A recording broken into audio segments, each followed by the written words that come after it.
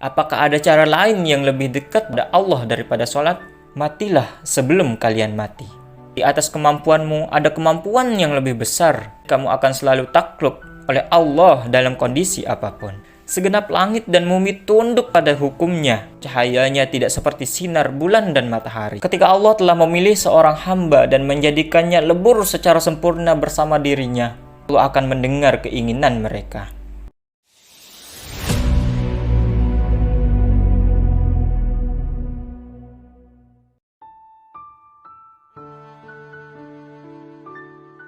Hai, selamat datang. Sebelumnya, recording ini bersumber dari buku Fihi Ma Fihi, Mengarungi Samudra Kebijaksanaan oleh sang sufi sekaligus penyair Jalaluddin Rumi. Kali ini kita berada pada tema Matilah kalian sebelum kalian mati. Amir Barwanah berkata, "Sungguh hati dan jiwaku ini sangat ingin melayani Allah siang dan malam. Akan tetapi karena kesibukanku dengan urusan-urusan Mongol, aku jadi tidak bisa mewujudkan keinginan untuk bersua dengannya." Lalu Maulana Rumi menjawab, "Sesungguhnya yang kamu lakukan ini juga merupakan bentuk khidmat ataupun melayani Allah.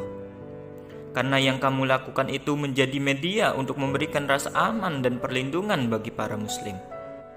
Kamu telah mengorbankan jiwa, harta dan ragamu untuk membuat mereka semua memperoleh ketenangan dalam melaksanakan berbagai ketaatan kepada Allah. Tentu saja hal ini juga merupakan amal yang baik. Allah telah menganugerahimu kecenderungan kepada amal yang baik ini. Rasa cintamu yang besar pada apa yang kamu lakukan ini merupakan bukti pertolongan Allah Subhanahu wa Ta'ala. Sebaliknya, jika rasa cintamu yang besar pada pekerjaan ini hilang, maka itu adalah bukti hilangnya pertolongan Allah Subhanahu wa Ta'ala. Dalam kasus ini, ketika Allah tidak menginginkan pekerjaan baik dan penting ini jatuh ke tangan orang lain, itu berarti bahwa orang lain itu tidak berhak atas pahala dan derajat-derajat yang tinggi. Contohnya, bak mandi yang panas. Tentu saja panas itu berasal dari bahan-bahan seperti jerami, kayu bakar, rabuk, dan lain sebagainya yang dibakar di tungku. Dengan cara yang sama, Allah menunjukkan beberapa hal yang dari luarnya tampak sebagai sesuatu yang buruk dan dibenci. Namun justru sebaliknya, merupakan sebuah pertolongan Allah untuk membuatnya suci. Di bak mandi yang panas itu, orang yang mandi di dalamnya dibakar ataupun disucikan dengan media-media yang tadi disebutkan, dan kemudian menjadi manfaat bagi orang lain. Pada saat itu, beberapa sahabat datang. Maulana Rumi meminta maaf sembari berkata, "Jika aku tidak datang kepada kalian serta tidak berbincang dan bertanya kepadamu, itu sesungguhnya adalah sebuah penghormatan. Sebab bentuk penghormatan pada hal apapun haruslah sesuai dengan waktu terjadinya sesuatu itu. Ketika mendirikan salat misalnya, seseorang tidak seharusnya menghentikan sholatnya dan memberikan salam kepada ayah dan saudaranya saat mereka datang. Sikap acuh seseorang kepada orang-orang yang dikasihi dan para kerabatnya saat ia sedang mendirikan sholat justru merupakan inti dari kepedulian dan bentuk keramahan yang sesungguhnya dari orang itu. Sebab ketika ia tidak menghentikan ketaatan dan perjumpaannya dengan Allah ketika sholat dan tidak merasa terganggu oleh kedatangan mereka, maka ayah, saudara, dan kerabatnya tidak akan mendapatkan dosa dan terbebas dari siksanya. Inilah bentuk kepedulian sesungguhnya dari orang yang sedang sholat, yaitu menghindarkan mereka dari siksa." Kemudian seseorang bertanya, "Apakah ada cara lain yang lebih dekat kepada Allah daripada sholat?" Maulana Rumi menjawab, "Ada, yaitu sholat juga. tapi bukan sholat dalam bentuk luarnya saja. Sholat yang kamu sebut dalam pertanyaanmu tadi adalah bentuk dari sholat itu sendiri, karena ia memiliki pembuka dan penutup. Sementara semua hal yang memiliki pembuka dan penutup dinamakan bentuk. Takbiratul ihram adalah pembuka sholat, dan salam adalah penutupnya. Sama halnya dengan syahadat. Syahadat bukan merupakan sesuatu yang dilafalkan dengan bibir saja, tapi syahadat juga memiliki permulaan dan akhiran. Segala sesuatu yang diekspresikan dengan kata, suara, dan memiliki awalan serta akhiran adalah bentuk dan kerangka. Sementara jiwa dari syahadat itu tidaklah terbatas dan tidak memiliki titik akhir dan bermula dan terakhir. Masih ada sesuatu yang lain, yaitu sholat yang ditunjukkan para nabi. Nabi Muhammad SAW menjelaskan perihal sholat ini kepada kita semua melalui sabdanya.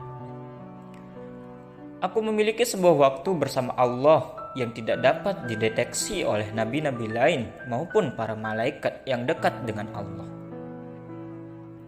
Dari sini bisa kita pahami bahwa yang dimaksud oleh Rasulullah SAW adalah jiwa ataupun rohnya salat. Salat bukan semata bentuk luarnya saja, melainkan kekhusyuan yang sempurna, sebuah kondisi di mana bentuk apapun tidak dapat masuk ke dalamnya. Tidak ada tempat bagi mereka di sana, bahkan Jibril sekalipun yang merupakan wujud suci tak dapat masuk ke dalamnya. Dikisahkan bahwa pada suatu hari para sahabat ayahku melihat ayahku, Bahauddin, semoga Allah menyucikan jiwa beliau. Ketika beliau sedang berada dalam kekhusyuan yang sempurna, kebetulan saat itu telah masuk waktu sholat, sehingga beberapa murid memanggil ayahku. Waktu sholat telah tiba, kata para murid. Ayahku tidak menghiraukan suara yang memanggil, sehingga mereka membiarkannya dan menunaikan sholat tanpa ayahku. Akan tetapi ada dua murid yang mengikuti apa yang dilakukan ayahku dan tidak ikut menunaikan sholat. Adalah Hawajagi, salah satu murid yang melaksanakan sholat. Ditunjukkan ke dalam mata hatinya sehingga ia bisa melihat dengan jelas bahwa punggung semua orang yang sholat berjamaah di belakang imam menghadap Ka'bah, sholat dengan membelakangi Ka'bah, sementara ayahku dan dua murid yang mengikutinya justru menghadap Ka'bah. Hal itu dikarenakan ayahku telah menghilangkan kekitaan serta keakuannya dan menjadi fana. Wujud mereka bertiga telah mati dan telah meneguk cahaya Tuhan. Matilah sebelum kalian mati. Mereka telah menyatu dengan cahaya Allah.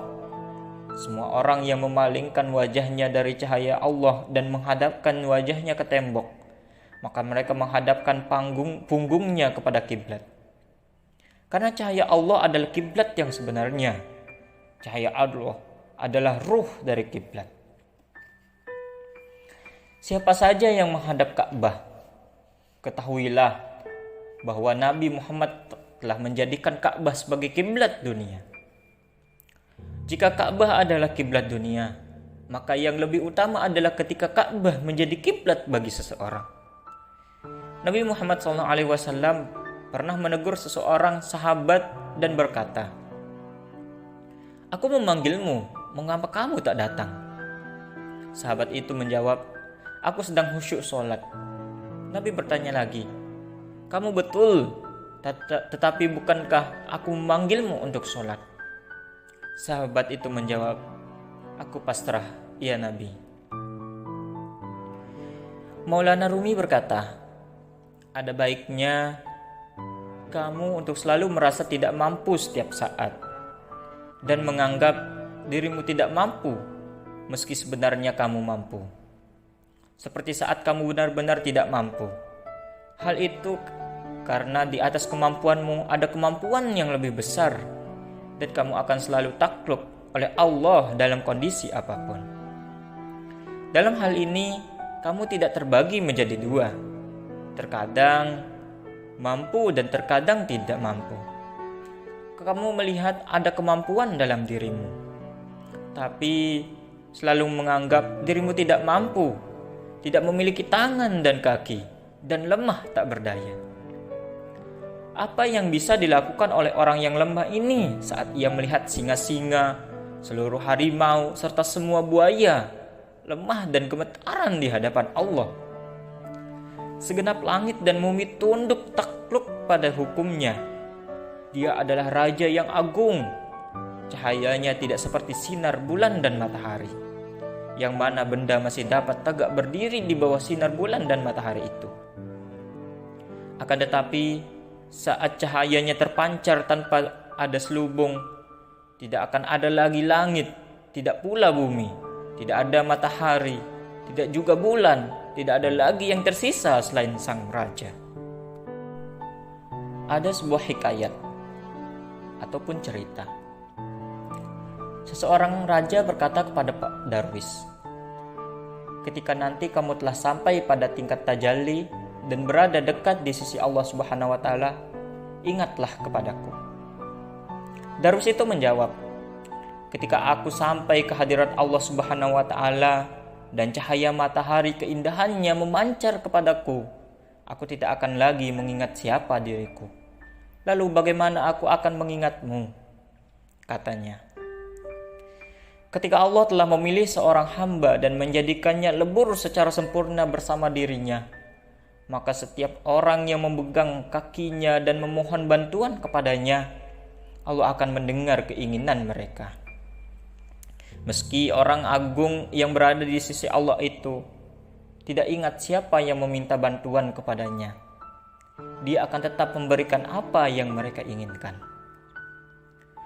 Konon, ada seorang raja yang memiliki hamba yang sangat khusus. Ketika hamba ini sedang berjalan menuju istana kerajaan, orang-orang yang mempunyai keinginan menitipkan sebuah qisas dan beberapa buah buku kepadanya dengan harapan ia akan membacakannya di hadapan sang raja. Hamba itu kemudian memasukkan qisas dan beberapa buah buku itu ke dalam tasnya. Ketika ia telah tiba di hadapan baginda raja, ia tak mampu menahan cahaya keindahan yang terpancar dari sang pemilik kerajaan. Ia pun jatuh dan tak sadarkan diri tepat di depan sang raja.